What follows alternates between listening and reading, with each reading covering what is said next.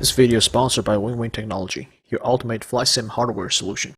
Hello everyone, I hope you're all doing very well. In 2019 we did a video which was our recommended multiplayer servers on DCS. It's now early 2021 and you want an updated version. So here we are. This is the Grim Reaper's 2020 and 2021 recommended multiplayer servers in DCS. Disclaimer, this is by no means a comprehensive list and it's not an unbiased list. It's literally just what me and my buddies have some rare free time. This is what we go on and use, and I thought I'll pass that on in case it helps you. First thing to note, this is in DCS open beta. These servers will not be relevant for stable version users. And at the time of showing this, it's the latest open beta, early February 2021. So, multiplayer, let the servers populate. The last time I did this video in 2019, there was about 200 servers. This time, 861 servers. Shows how vastly this game has grown so far. It's almost becoming difficult to keep up with it. The servers I've chosen for you today are covering various different types of multiplayer gameplay. Note that if you want to come back to a server, then when you find it, click on the little star there, and it means it will always come to the top of the list. Quick reminder of the symbology. This shows whether there's a password required or not. This shows whether integrity check is on or not, and basically they will always be on. It means that you can't use most of the single player mods and stuff like that. This is the ping that you're getting, latency, milliseconds from wherever you are in the world. Generally, if possible, we want to try and stick to servers with less than 100 milliseconds, but it is playable up to about 250 milliseconds. This is the country where the server is located. This is the name. This is the map that it's currently running. That may change on some servers, but generally it's static. The name of the current mission that's being played, the amount of players and the capacity, the elapsed time since the last reset, and we have here really useful time in the mission, so you can tell if it's in the middle of the night or if it's in the middle of the day before you even go and jump into the server and find out the hard way.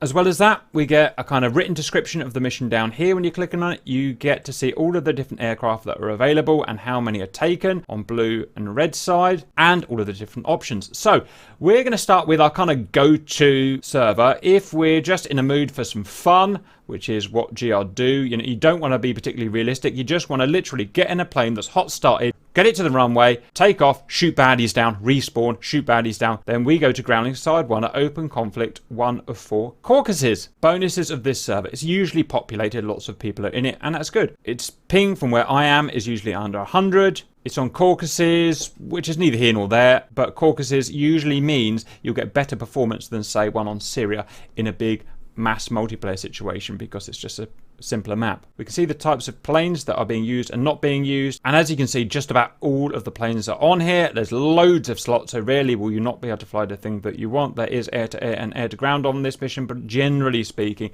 people come here for air-to-air just to shoot the hell out of each other. In terms of options, or the important ones, we've got the map option, what you actually see on the map. Allies only. This means you see all of your friends and none of the baddies, which is a good default for generally having fun. It's not particularly realistic, but it means you can link up with a bunch of your buddies, go in roughly in formation, find each other relatively easy. None of that mil sim stuff, which is great. Also, external views are yes. Video makers, people that just want to have a bit more of a relaxed time. External views is really good. So you can sit outside of your aircraft. You can do F3 flybys. I think you can even do F5 dogfight mode. Again, it's not serious. It's not mil sim. It's just a bit of fun. And that's the kind of server this seems to be. I've done lots of messing around in this server and I've never been kicked out or disciplined for it. Everyone seems to be pretty happy. So let's go and jump in and check out a typical FPS. We're at Kutaisi, myself and RC, we're both in Hornets with pretty much the same view. I've got an AMD 5900 and a 3080 NVIDIA. I've got frames per second bouncing about in the 70s. What have you got, RC? And what machine have you got?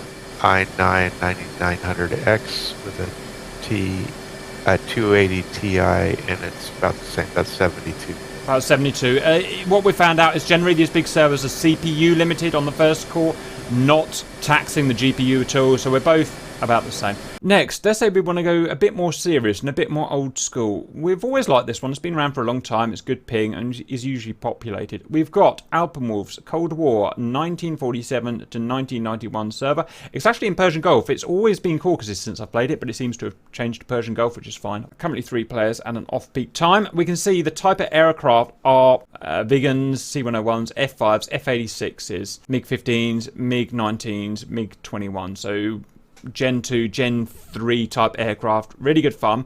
It's milsim rules, which means that you can only see the map. You can't even see yourself on this server. So all navigation has to be done via, proper radio-based navigation, map-based navigation. So it's pretty hardcore. External views, no. And just be prepared, because even things like checking whether your missiles have installed correctly and stuff like that, you can't do, because you can't do exterior views. So this is not for, the faint-hearted viewer just going for a quick laugh. Also, these aircraft will be cold started, so you'll have to do your startup sequence. Generally, we've found the missions halfway between air to ground and air to air. We haven't found it particularly strict. We've never, we've been in there and you know what we're like, and we've never got in trouble. We're in now, cold start of F5s. I am getting up to about 200. What are you at? Yeah, I'm about 175. Again, even though we've got different graphics cards, we're both restricted simply by our first core CPU, and there's basically just not that much stuff on this mission going on in terms of Lua scripts and stuff like that. So we're getting massive FPS, which is great.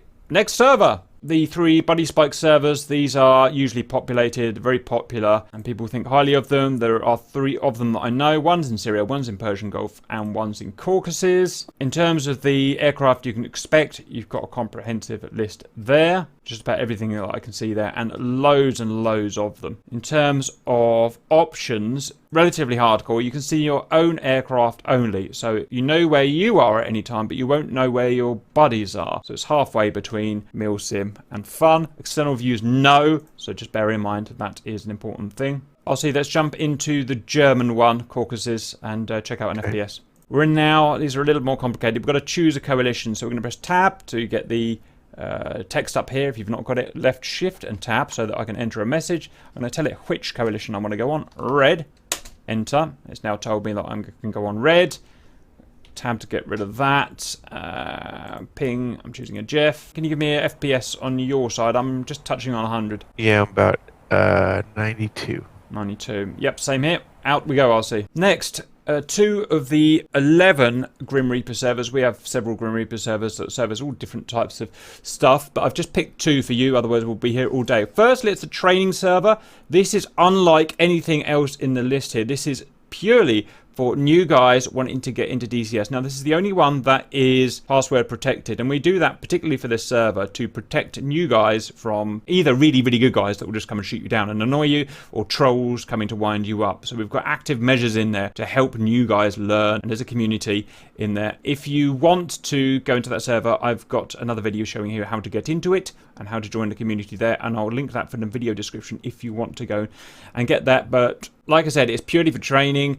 And there are several air-to-ground, dynamic air-to-ground missions, air-to-air missions. You spawn in your own mission, basically, as you go with whatever you want to fight against. And it's all the options are set to easy as possible. So you can see everything, the baddies, the goodies. You can see all views. The only restriction is that you behave nicely and you are nice to people, because this is for new guys, trying to get new guys into the game. Next. And you need to be in a voice channel. Roger. Next is the Grim Reaper's Battleground server. This is something a bit different, something we're trying to get off the ground at the moment. First thing to point out is usually in Syria, but today it's in Caucasus. I guess they're trying a different mission, which is fine. It will still be the same idea. Now, this is what we call pretty hardcore PvE. That is humans all on one side versus AI on the other side. It's different to everything we've seen so far, maybe apart from on the training server. In terms of options, the map options are allies only, so you can, it's about the same level as Growling Sidewinder. It's fun, but not training. So you can see all of your friends, but not the baddies. External views, yes. So you can go in there. It's good for making videos and, checking the status of your aeroplane and your weapons and stuff like that. So it's certainly not milsim. Let's go in there and give them a quick demonstration of that. And that's Grim Reaper's Battleground server UK, no password. In we go. So in here is a mix of cold and hot starts, depending how serious you want to be, because we had some complaints with just cold. So we've got hot and cold. I'm going to jump in hot. Oh, it's in the middle of the night. That's just typical, isn't it? All right, well, we can still do this. So if we look at our FPS, it's bouncing about a lot. I'm up 70, I'm up 60, and sometimes I'm down at 50. This is the most complex server in terms of the amount of stuff that's out there of all the ones we looked at, and it can run on Syria, it can run quite slowly. On this, I'm getting bouncing between kind of 60 and 90. What are you getting? About the same. So this is the slowest one we've seen so far. On Syria, it's probably about 20 FPS lower. This is with TAC view turned off, which will make a difference with a massive mission like that. And that's because it's so complex. It's like our Iran campaign. There are something like 600-700 units on there. It's really complex. Now, the way that you work with this is you'll go to your communications menu, you go to other, you'll go to mission reports, check our current objective. These are all missions that can be run at the moment. It tells you where to go, what to do, and you can go into further menus to get more information on the different missions that are running. We're going to try and do some more missions on this when we get some free time, which is never, but we're going to try and do that. So this is good if you want a really big, complex Iran-style campaign to go and fly on with you, on your own, or a couple of buddies against bad guy AI. Again, I suggest you're going to need a decent computer. Turn TAC view off this one. Okay, and the final 3 we've got here. Personally, I don't use them, but I've been recommended by several guys. Thank you for your input, so I'll quickly recommend them here. We've got Storm of War, World War II historically based missions. Beware, this is Normandy. I don't have that installed at the moment. And it's World War II. Allies only, view options, no external views. We've got Red Storm Rising here, all aircraft, my aircraft only, no external views.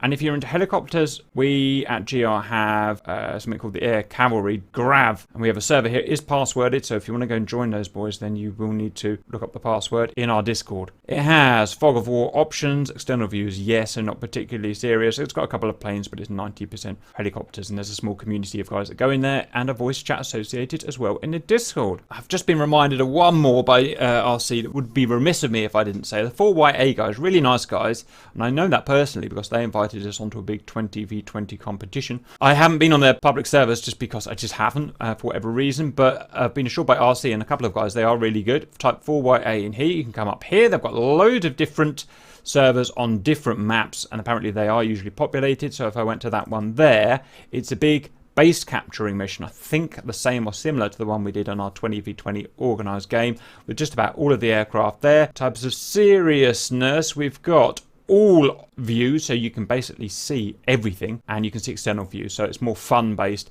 than serious based, and it was really good fun, and they're really good guys when we saw them last. I think that'll end it there, RC. I hope that was useful, and see you later.